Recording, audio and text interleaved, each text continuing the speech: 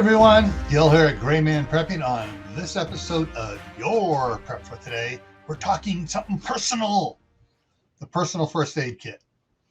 So a lot of people talk about, oh, I got a personal first aid kit, and they pull out this big old pouch or whatever. I go, and you carry that with you every day?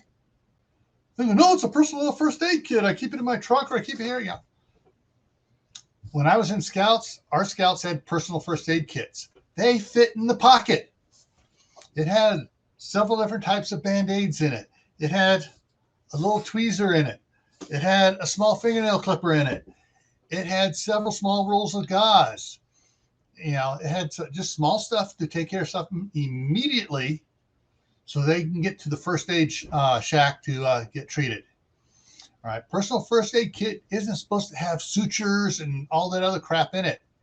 It's just a little first aid, not hospital treatment aid. Okay, a lot of people think they got to pack all this crap into a first aid kit. It's first aid, not total aid. All righty, so keep it simple. You need just the stuff you need for the little minor boo-boos and accidents that happen. So go through, check out your personal first aid kit if you have one. If you don't, think about putting one together. And remember, keep it simple, survivor. All righty? So stay happy no matter what life throws at you.